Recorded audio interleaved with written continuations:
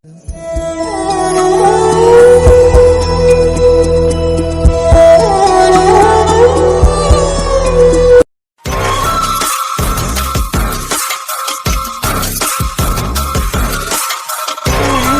அவ போய் உண்மையை சொல்லணுமா? இல்லைன்னா இந்த அம்மனி போக மாட்டாங்க. எல்லாம் என் தலை எழுத்து. இவ்வளோ பெரிய நல்ல பிளானா போட்டு எங்க அக்கா குடும்பத்தை கவுக்கலான்னு பார்த்தா இந்த ஜீவா விடவே மாட்டேங்கிறாளே. தான் வாழ்க்கை போனாலும் பரவாயில்லையாம், ஆனா கயல் வாழ்க்கையை மட்டும் சரி பண்ணி கொடுத்துருக்க போதுங்கிறா. இவெல்லாம் என்ன பொண்ணு? தான் வாழ்க்கை இப்படி கிடக்குதே, அதை மாத்துவோன்னுலாம் கிடையாது. அவ வாழ்க்கைய வச்சு இப்ப என்னைய பிளாக்மெயில் பண்றா. போறவ போக வேண்டியதானே, எதுக்கு தேவையில்லாம இத பண்ணாதான் நான் போவேன் அப்படி இப்படின்னு சொல்லிட்டு கிடக்குறா. எல்லாம் என் தலை எழுத்து. இவளை எதுவும் சொல்லக்கூடாது, நான் பெத்து வச்சிருக்கேனே ஒருத்தன், அவனை சொல்லணும். எல்லாம் அவன் கொடுக்கற இடம் தானே. இல்லனா இவன் இந்த ஆட்டம் ஆடுவாளா? என்னையெல்லாம் கல்யாணம் புதுசுல ஒண்ணு பேச விடல. இப்ப என்னடானா என்னையவே மிரட்டுறா. அவன் எவ்வளவு திமிரு இருக்கணும் அவளுக்கு. முன்னாடி சொன்ன மாதிரி தாண்டி கையில ஒரு விதத்துல மன்னிச்சாலும் மன்னிப்பேன். ஏன்னா அவ உன் குணம் மாதிரிலாம் கிடையாது. ஆனா நீ இருக்க பாரு, சரியான திமிரு பிடிச்சவ. உன்னை இந்த வீட்டை விட்டு அனுப்புறதுல ரொம்ப உறுதியா இருக்கேன். என்ன ஒண்ணு, திரும்பியும் அர்ஜுன் வாழ்க்கையில ஏதாவது ஒண்ணு பண்ணணும்னா புதுசா பிளான் போட்டு பண்ற மாதிரி தான் இருக்கும். பரவாயில்ல, இப்ப பட்ட கரையே தேவி வீடு ஃபுல்லா பரவிடுச்சு. என்னதான் அவ உண்மையை சொன்னாலும் நான் தேவிக்கிட்ட அதெல்லாம் சும்மா போய் பணத்தை கொடுத்து ஏமாத்திட்டாங்க அப்படி இப்படின்னு சொல்லி வச்சிருவேன். தேவி மனசுல அர்ஜுனால என்னைக்கு இடம் பிடிக்க முடியாது. கரை படைஞ்சது தான். திவ்யா போய் உண்மையை சொல்றதுனால இவ வீட்டை விட்டு வெளியே போவானா, அதை கண்டிப்பா நடத்தியே ஆகணும். எனக்கு ஒரு காரியம் ஆகணும்னா என்ன வேணாலும் நான் நடத்துவேன். அதுல நீயா நான் வீட்டை விட்டு வெளியே போறேன்னு சொல்லிட்டேன். அதுக்கு இவ்வளோண்டு தானே பண்ணணும். பண்ணிட்டா போச்சு. அதுக்கப்புறம் புது பிளான் ஏதாவது ஒன்று நான் போட்டுப்பேன். உடனே திவ்யாவுக்கு கால் பண்ணுவான். இங்க பாரு திவ்யா, இந்த குழந்தை நம்மளுக்கு வேண்டாதது. ப்ளீஸ் தயவு செஞ்சு இதை அபார்ட் பண்ணிடு. என்ன செஞ்சு சொல்றீங்க? நானும் அபார்ட் பண்ணலாம் தான் நினைச்சு போனேன். ஆனா டாக்டர் அபார்ட் பண்ண கூடாதுன்னு சொல்லிட்டாங்க. இப்ப நான் என்ன பண்ணட்டும்? நான் உன்கிட்ட ஏற்கனவே சொன்னேன் சீக்கிரமா போய் அபார்ட் பண்ணுன்னு. அப்பெல்லாம் விட்டுட்டு இப்ப அபார்ட் பண்ண முடியாதுன்னு சொன்னா நான் என்ன பண்றது? ப்ளீஸ் சஞ்சய், நான் சொல்றதையும் கொஞ்சம் புரிஞ்சுக்கோங்க. இங்க பாரு திவ்யா, எனக்குன்னு ஒரு ஸ்டேட்டஸ் இருக்கு. நான் உன்னைய சும்மா பழகிறதுக்காக தான் கூப்பிட்டேன். ஆனா நீ என்னை இந்த அளவுக்கு டார்ச்சர் பண்ணுவேன்னு நான் எதிர்பார்க்கல. இப்ப முடிவா என்னதான் சொல்ல வரீங்க? எனக்கு இந்த குழந்தை வேண்டாம். ஆனா நம்ம ரிலேஷன்ஷிப்ல இருக்கலாம். எப்படியாவது ஏதாவது பண்ணியாவது இந்த குழந்தைய அபார்ட் பண்ணிரு. அதுதான் உனக்கும் நல்லது, எனக்கும் நல்லது. ஃபியூச்சர்ல இந்த பேபியை பெற்றுக்கிட்டு நீ மட்டும் தனியா தான் கஷ்டப்பட போற பாரு. அப்புறம் நான் எந்த விதத்திலையும் பொறுப்பாக முடியாது. எனக்கும் உன்னைய பத்தி நல்லாவே தெரியும். நீ ஏன் கூட மட்டும்தான் பழகுற அப்படிங்கறதுலாம் இல்ல. அதையே நல்லா நான் நோட் பண்ணிட்டேன். சஞ்சய், உன்னோட கேரக்டர் எப்படிப்பட்டதுன்னு உன் கூட பழகின 10வது நாள் எனக்கு தெரிஞ்சிருச்சு. அதுக்கப்புறமா நானா விலக ஆரம்பிச்சேன். நீயும் விடாம என்னை துரத்தி வந்த. நீயா தான் என்னை கூப்பிட்ட. நான் உன்னை எதுவும் பண்ணல. எல்லாம் நடந்து முடிஞ்சிருச்சு. அதுக்கு நான் தான் அப்பான்னு சொல்லி இப்ப என்கிட்ட நிக்கிற. எத்தனை பேருக்கிட்ட நீ பழகிருக்கன்னு எனக்கு நல்லாவே தெரியும். யாரோ பெத்த குழந்தைக்கு நான் அப்பா ஆக முடியுமா? சஞ்சய் சும்மா நிறுத்து. இனிமேட்டுலாம் எனக்கு கால் பண்ணி டார்ச்சர் பண்ற வேலையெல்லாம் வச்சுக்காத. உன் வேலை எதுவோ அதை மட்டும் பாரு. இதுவே நீ என்னை கூப்பிடுறது கடைசியா இருக்கட்டும். இதுக்கப்புறமே நீ ஏதாவது பண்ண, எனக்கு தெரியும்ல ஆளுங்கெல்லாம் இருக்காங்கன்னு, அப்புறம் ஒண்ணுமே இல்லாம பண்ணி விட்டுருவேன் பாத்துக்கோ. நான் வரேன். என்னவே இப்படி சொல்லிட்டு போறான்? எல்லாம் நம்மள யூஸ் அண்ட் த்ரோ மாதிரி தான் யூஸ் பண்ணிக்கிறாங்க. சரி பரவாயில்ல, நம்மளுக்கு தான் பெரிய ப்ராஜெக்ட் இருக்கே. அர்ஜுனும் அந்த செம்பா மேடமும் இருக்காங்க. அவங்கள வச்சே நம்ம வாழ்ந்துட வேண்டியதான். ஹலோ, நான் செம்பா பேசுறேன். சொல்லுங்க ஆண்டி. நீ உடனடியா அர்ஜுன் வீட்டுக்கு கிளம்பி போ. ஏன் என்னாச்சு ஆண்டி? நான் சொல்றத மட்டும் செய். சரிங்க ஆண்டி. அங்க போய் என்ன பண்ணணும்? கயல் கிட்ட எல்லா உண்மையும் சொல்லிடு. என்ன ஆண்டி சொல்றீங்க? எதுக்கு கயல் கிட்ட எல்லா உண்மையும் சொல்லணும்? இப்பதான் நல்லபடியா போயிட்டு இருக்குன்னு நினைச்சேன். நீங்க சொன்ன மாதிரி தானே நான் நடந்துகிட்டேன். இப்ப எதுக்கு பிளான மாத்துறீங்க? நான் எதுவும் தப்பு பண்ணிட்டேனா? அதெல்லாம் ஒரு தப்பும் இல்லை. இப்போதைக்கு இது ஒண்ணுதான் வழி. என்ன ஆண்டி, நான் உங்களை நம்பி தான் இருந்தேன். இப்ப நீங்களும் இந்த மாதிரி சொல்றீங்களே? அது வேற ஒண்ணும் இல்ல, வேற ஒரு பெரிய பிரச்சனை வந்துருச்சு. அதுக்காக தான் இதை இப்படி பண்ண வேண்டியதா போயிடுச்சு. இப்போதைக்கு நான் சொல்றதை மட்டும் செஞ்சுட்டு வா. நேரா கயல் வீட்டுக்கு போ. கயல் கிட்ட எல்லா விஷயத்தையும் சொல்லிடு. அர்ஜுன் மேல எந்த தப்பு இல்லைன்னு சொல்லிடு. என்ன சொன்னது புரிஞ்சுதா? Okay madam. இவங்க வானா நம்ம வரணும், வேண்டாம் போனா போயிடணுமா? சே, இவங்கள வச்சு நல்லபடியா வாழலாம் நினைச்சா திடீர்னு பிளேட்டை மாத்துறாங்க. என்னதான் பண்றது? பண்ணலன்னா ஆளை வச்சு மிரட்டுவாங்க. இவங்கள வச்சு நான் வேற கனவு வேற கண்டு வச்சிருக்கேன். அர்ஜுனாலையும் பணம் வருது, இந்த ஆன்டியாலையும் பணம் வருதுன்ட்டு. இப்ப எல்லாம் அம்போன்னு போகுது. இனிமே நான் என்ன பண்றது? வேற ஆளை தான் பிடிக்கணும். ரிசப்ஷனுக்காக ட்ரெஸ் எடுக்க போறோம். கீதாவுக்கு என் காசுல ஏதாவது வாங்கி கொடுக்கணும்னு ஆசைப்படுறேன். ஆனா அவ எப்படி எடுத்துப்பான்னு தெரியலையே. வாங்கி கொடுக்கலாமா இல்ல வேண்டாமா? அத்தா, இன்னும் கிளம்பாம என்ன பண்ணிட்டு இருக்கீங்க? இல்ல கீதா, இதோ கிளம்பிட்டேன். அப்ப வாங்க போலாம். ஆ சரி கீதா. ஆமா கீதா, இன்னைக்கு ரிசப்ஷனுக்கு புடவை எடுக்க போறோம்ல. ஆமா அத்தா. எவ்வளவு ரூபாய்க்கு உனக்கு புடவை வேணும்? ஏன் அத்தா? இல்ல சும்மா சொல்ல. எனக்கு எவ்வளவு ரூபாய்க்கு எடுத்தாலும் எந்த பிரச்சனையும் இல்ல. என்ன கீதா, நீ கல்யாண புடவை தான் எடுக்கல, ரிசப்ஷன் புடவையாவது நல்ல கிராண்டா எடுக்க வேண்டாமா? நீ சும்மா சொல்லு. என்ன அத்தான் சொல்றது? இப்ப புடவையில 500 ரூபாய்க்கும் நல்ல புடவையா இருக்கும், 5000 ரூபாய்க்கும் நல்ல புடவையா இருக்கும். அதெல்லாம் சரிதான் கீதா. நீ ஒரு கனவு வச்சிருப்பீல, இவ்வளவு ரூபாய்க்கு தான் எடுக்கணும் அப்படி இப்படின்னு. அததான் நான் கேக்குறேன். ஏன் அத்தான்? சும்மா சொல்லுவேன். நீ எவ்வளவு ரூபாய்க்கு எடுக்கணும்னு ஆசைப்படுற? எனக்கு முன்னாடிலாம் ஒரு 40,000 ரூபாய்க்கு பட்டு புடவை எடுக்கணும்னு ஆசை. 40,000 ரூபாய்க்கா? ஆமா அத்தான். ஆனா இப்போ நீங்க சம்பாரிச்ச காசுல எனக்கு 2000 ரூபாய்க்கு எடுத்து கொடுத்தா கூட ஓகே தான் அத்தான். ஆனா இப்போ சொல்லு கீதா. ஆனா இப்போ சும்மா ஒரு 10,000 ரூபாய் 15,000 ரூபாய்க்கு எடுத்தா ஓகே அப்படின்னு தோணுது. ஏன் அப்படி? எப்படியா இருந்தாலும் ஒரு வாட்டி தான் நம்ம கட்ட போறோம். அதுக்கப்புறமா எங்கேயாவது ஃபங்க்ஷன்னா போனா மட்டும்தானே அதை எடுத்து கட்டுவோம். அதுக்கு எதுக்கு அவ்வளோ செலவு பண்ணிக்கிட்டு அப்படின்னு சொல்லிட்டு நான் விட்டுட்டேன் அத்தான். ஓ அப்படியா?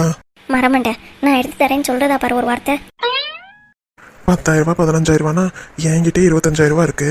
அதுல கூட எடுத்து தந்துடலாம். ஆனா இவ அதை வாங்க மாட்டேன்னு சொல்லிட்டாலும் என்ன பண்றது? இவர் எனக்காக எடுத்து கொடுத்தா எவ்வளோ சந்தோஷமா இருக்கும் எனக்கு. நான் வாய் விட்டு கேட்கவும் முடியல. இவரா என் மனசை புரிஞ்சுக்கிட்டு இவர் காசுல எனக்கு எடுத்து தரலாம்ல. இவரு நான் வாய் விட்டு கேட்கணும்னு நினைப்பாரு. ஒரு வார்த்தை எடுத்துத்தான்னு சொன்னா நான் பாட்டுக்கு எடுத்து தந்துட போறேன். ஏற்கனவே ஒரு வாட்டி உன்னை விட நான் தான் அதிகமா சம்பளம் வாங்குறேன், எனக்கு எதுவும் நீ பண்ண வேணாம் அப்படி இப்படின்னு சொன்னவ. இப்போ 10,000 ரூபாய் தானே அப்படின்னு சொல்லி நான் எடுத்து கொடுத்தேன்னா இதை விட உனக்கு சம்பாத்தியம் இல்லையா அப்படி இப்படின்னு பேசிட்டானா? வேண்டாம் வேண்டாம். என்னதான் ஒரே யோசனையா இருக்கு? ஒன்னும் இல்லை கீதா. அப்ப சரி வாங்க போலாம். சரி கீதா, என்ன நடந்தாலும் சரி கீதாவுக்காக நம்ம தனியா ஒரு புடவையை எடுத்து வைப்போம். எனக்கு அது மனசு மாதிரி அவளா என்னை புரிஞ்சுப்பால, அப்ப அந்த புடவையை கொடுப்போம். அப்ப அவ கண்டிப்பா என் புடவையை வாங்கிக்குவா.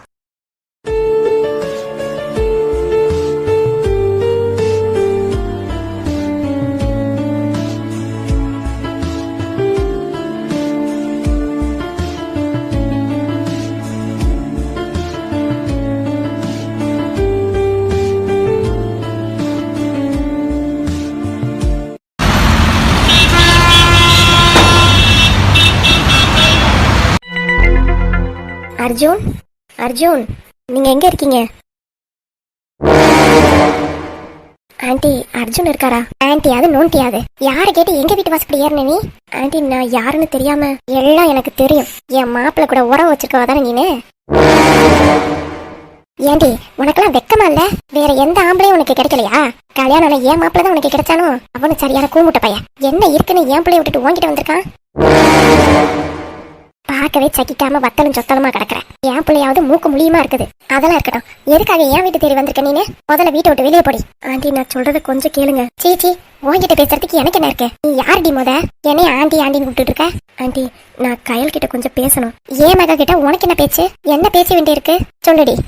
ஓடுகாலி நாயி, எவ புருஷனா கிடப்பான்னு தொங்க போட்டு அலைஞ்சிக்கிட்டு இருக்க. நீ வந்து என் மக கூட பேசணுமா?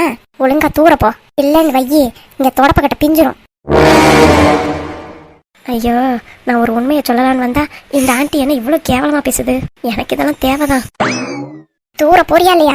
ஆண்டி, நான் கயல் கிட்ட ஒரு உண்மையை சொல்லணும். நீ எந்த உண்மையும் சொல்லி கிழிக்க தேவையில்ல. எங்களுக்கு எல்லா உண்மையும் தெரியும். நீயும் என் மாப்பிள்ளையும் சேர்ந்துகிட்டு இருந்ததெல்லாம் நான் பாத்துக்கிட்டு தான் வந்தேன். அதை வந்து நேர்ல என் பொண்ணு கிட்ட சொல்லி பணம் பறிக்கலான்னு பாக்குறியா?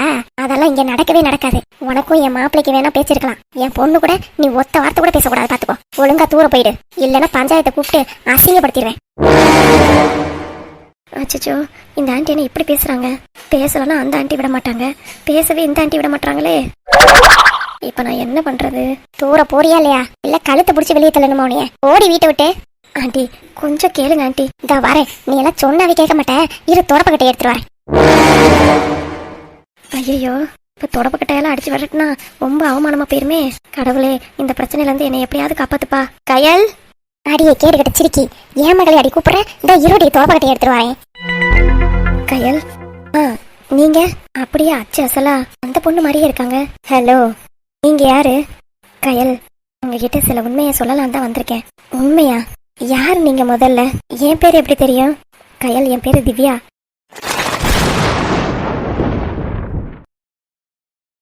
நீ எதுக்காக எங்க வீட்டை தேடி வந்திருக்க?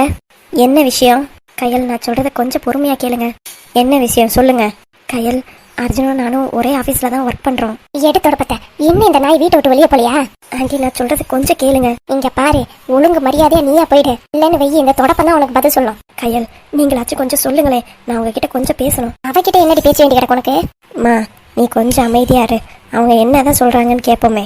ஏண்டி, அவ இல்லாதது பொல்லாதெல்லாம் சொல்லுவா, அதெல்லாம் நீ கேட்டுக்கிட்டு கஷ்டப்பட போறியா? அதெல்லாம் ஒண்ணு வேண்டாம், கேட்ட வரைக்கும் கேட்டாச்சு. இனிமேட்டு நீ கேட்கறதுக்கு ஒண்ணு இல்ல. நீ போ, வாய வயிறுமா வேற இருக்க. இவளை நான் என்ன ஏதுன்னு பாத்துக்கிறேன். கயல் ப்ளீஸ். மா, நீ கொஞ்சம் பொறுமையா இருமா, என்ன ஏதுன்னு நான் கேக்குறேன். கயல், என்னடி நான் இம்புட்டு தூரம் சொல்றேன், நீ கொஞ்சம் பேசாம இருக்கியா? எங்க நான் சொல்றத நீ கேட்க போற? நீங்க சொல்லுங்க. கயல், நானும் அர்ஜுனும் ஒரே ஆபீஸ்ல தான் ஒர்க் பண்றோம். அதான் அன்னைக்கே சொன்னீங்களே, அதான் எனக்கு தெரியுமே. இதை சொல்லதான் இம்புட்டு தூரம் கிளம்பி வந்தீங்களா? அது இல்ல கயல், அன்னைக்கு அவரும் குடிச்சுதான் இருந்தாரு, நானும் குடிச்சிருந்தேன். அதனால நான் எந்த ரூம்ல போய் படுத்தேன்னு எனக்கு தெரியல. சண்டாளி சண்டாளி, எப்படியெல்லாம் பேசுறா பாரு. ஆண்டி, கொஞ்சம் பொறுமையா இருங்க. நான் எனக்கு டிஎன்ஏ டெஸ்ட் எடுத்து பார்த்தேன். சரி, அதுல அர்ஜுன் காரணம் இல்லைன்னு வந்துருச்சு. என்ன உளறிக்கிட்டு இருக்க? ஆமா ஆண்டி, நான் பிரெக்னெண்டா இருக்கேன். ஐயோ ஐயோ ஐயோ, நாசமா போறவன் இங்க வந்துட்டு எல்லா இளவையும் போடுறாளே. சரி, நீ எல்லாம் விளங்குவியா? ஆண்டி, கொஞ்சம் பொறுமையா இருங்க. அதுக்கு காரணம் அர்ஜுன் நினைச்சுக்கிட்டு தான் நானும் இருந்தேன். ஆனா அவர் காரணம் இல்ல. அந்த விஷயத்த கயல்கிட்டையும் அர்ஜுன் கிட்டையும் சொல்லி மன்னிப்பு கேட்டுட்டு போலான்னு தான் வந்தேன். என்ன சொன்னீங்க? அதான் அர்ஜுன் இதுக்கு காரணம் இல்ல, நான் தான் தப்பா புரிஞ்சுக்கிட்டு அர்ஜுன் இதை பண்ணிருப்பாரோன்னு நினைச்சு அவரையும் பிடிச்சி டார்ச்சர் பண்ணியிருக்கேன். அவர்கிட்டயும் இதை சொல்லி மன்னிப்பு கேட்டுட்டு போலான்னு தான் வந்தேன். என்னடி சொல்ற? நீ சொல்றதெல்லாம் உண்மையா? அப்ப என் மாப்பிள்ள எந்த தப்பும் பண்ணலையா? இல்ல ஆண்டி, அவர் மேல எந்த தப்பும் இல்ல. என் ஃப்ரெண்டு சஞ்சய் தான் எல்லாத்தையும் பண்ணான். சாரி, என்னைய மன்னிச்சிருங்க. அர்ஜுனை தான் ரொம்ப டார்ச்சர் பண்ணிட்டேன். அவர்கிட்டயும் நேர்ல மன்னிப்பு கேட்கலாம் தான் வந்தேன். அவர் இருக்காரா? இல்ல, அவர் வெளியே போயிருக்காரு. வந்தா அவர்கிட்டயும் சொல்லிடுங்க. கயல், உங்களுக்கு விஷயம் தெரிஞ்சிருக்கும்னு நினைக்கிறேன். உங்க வீட்டுக்காரர் எந்த தப்பும் பண்ணல, எல்லா தப்பும் பண்ணது நான் தான். தெரியாதனமா உங்க வீட்டுக்கார சந்தேகப்படாதீங்க. எனக்காக எல்லாத்தையும் மன்னிச்சிருங்க. ரொம்ப நன்றி. வீடு தேடி வந்து உண்மையை சொல்லியிருக்கீங்க, எனக்கு அதுவே போதும். இனிமேட்டாவது என் புருஷனுக்கு கால் பண்ணி டார்ச்சர் பண்ணாம இருங்க. அது பண்ணீங்கனாலே எனக்கு போதும். கண்டிப்பா இனிமேட்டு நான் எதுவும் உங்க வீட்டுக்காருக்கு கால் பண்ணி எதுவும் கேட்க மாட்டேன். ரொம்ப தேங்க்ஸ், நான் வரேன். சரிங்க. பாத்தியாமா, என்னமோ உன் மாப்பிள்ளைய அப்படி இப்படின்னு எவ்வளவு பேச்சு பேசுனேன். இப்ப உண்மை என்னன்னு உனக்கு விளங்குதா? ஆமாண்டி, ஏதோ யாரோ சொன்னதை கேட்டோம், நேர்ல பார்த்தும் தான் நான் இந்த மாதிரி முடிவெடுத்துட்டேன். என்னைய மன்னிச்சிருடி, என்னோட செல்ல பொண்ணு நீனு. உனக்கு இந்த மாதிரி நிலைமை வரவும் எனக்கு கையும் ஓடல காலும் ஓடல. குருட்டாம்போக்குல எல்லாத்தையும் பேசுற மாதிரி பேசி விட்டுட்டேன். கண்டிப்பா அவர் மனசு எவ்வளவு வருத்தப்பட்டிருக்கும். என்னைய மன்னிச்சிருடி. மன்னிப்பு கேட்க வேண்டியது என்கிட்ட இல்ல, உன் மாப்பிள்ள வருவார்ல அவர்கிட்ட கேளு. கண்டிப்பா நான் கேட்கறேன்டி. ஏங்க இன்னும் கிளம்பலையா நீங்க? நான் கிளம்பிட்டேன்டி. ஆமா, உங்க மருமக வருதா? எங்க வருதா? ட்ரெஸ் எடுக்கதான். அப்புறம் கல்யாணம் பொண்ணு அவ வராம? இல்ல, ஆபீஸுக்கு போகணும் அப்படி இப்படின்னு சொல்லுவாளே, அதனால என்னன்னு கேட்டேன். ஆபீஸ் இன்னைக்கு லீவா, யாரோட பிறந்த நாளாம், அதனால செலிப்ரேட் பண்ண போயிட்டாங்களா. ஆபீஸ் இன்னைக்கு லீவுன்னு அவ தான் சொன்னான். அப்ப சரி, அன்னை மைனி எல்லாரும் கிளம்பி வந்திருப்பாங்க. இன்னும் நம்ம போறதுதான் பாக்கி. ஆமா, டெக்கரேஷன் பண்றதுக்காக அந்த 3 ஸ்டார் கூப்பிட்டுருந்தோம்ல. ஆமா ஆமா, அவரே கால் பண்ணியிருந்தாரு. டெக்கரேஷனுக்கு நம்ம தானே பைசா கொடுக்குறோம். ஆமாங்க, ரிசப்ஷன் செலவை பாதியா பிரிச்சாச்சுல. அவங்க 3 ஸ்டார் பையன் இருக்கான்ல ஆதி, ஆமா, அவனும் ட்ரெஸ் எடுக்கிறதுக்கு அங்க வரான். அவன் எதுக்கு அங்க வரான்? அவனுக்கு டெக்கரேஷன் பண்றதுக்கு சில துணியெல்லாம் வேணுமா, அதை வாங்குறதுக்காக அங்க வரான். சரி, அப்படியா இருந்தாலும் நம்ம தானே காசு கொடுக்கணும். சரிப்பா, நீ அந்த கடைக்கே வந்துருன்னு நான் சொல்லிட்டேன். அப்படியா? சரி, பின்ன இதுங்க ரெண்டு இன்னும் கிளம்பிடுச்சுங்களா இல்லையா? என்னன்னு தெரியலையே. நான் கத்தி கத்தி என் தொண்டையை வலிக்குது. நீங்க போய் என்ன ஏதுன்னு பாருங்க. பஜார் வேற கூட்டமா இருக்கும். இவங்க எப்ப கிளம்பி எப்ப போறது? இதோ வந்துட்டாங்க 2 பேரும். இந்த மினுக்களுக்கு ஒன்றும் குறைச்சல் இல்லை அவளுக்கு. சரி சரி, கிளம்பிட்டீங்களா? கிளம்பியாச்சுமா. சரி வாடா, கார்ல போயிருவோம். சரிம்மா. அப்புறம் உன் ஃப்ரெண்டு ஆதி இருக்கான்ல? அவனா? இப்ப எதுக்கு அவனை பத்தி பேசிக்கிட்டு இருக்கிய? டேய், அவங்க அப்பா தானேடா டெக்கரேஷனுக்கு சொல்லியிருக்கோம். ஆமா, அதனால டெக்கரேஷன் பண்றதுக்கு சில துணியெல்லாம் வாங்கணுமா. அதுக்கு அதுக்கு நம்ம எடுக்கிற ஜவுளி கடைக்கே அவனே வர சொல்லியாச்சு. அதனால அவனும் வந்திருப்பான். நீ அவனுக்கு எடுக்கிறதே பார்த்துட்டு இருக்காம சீக்கிரமா உனக்கும் கீதாவுக்கும் ட்ரெஸ் எடுத்துருங்க. அவனை எதுக்குமா கூப்பிடுறீங்க? அவன் தான் வெளிநாட்டுக்கு போறானாமே. என்ன வெளிநாட்டுக்கா? என்னடா நீயே அவனு உளர்ற?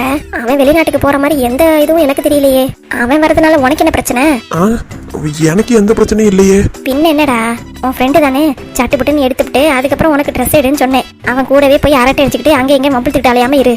ஆ சரிம்மா. அச்சோ, அவன் வேற வரானா? இவ வேற பார்த்தானா அவளை கண்டுபிடிச்சுவானே.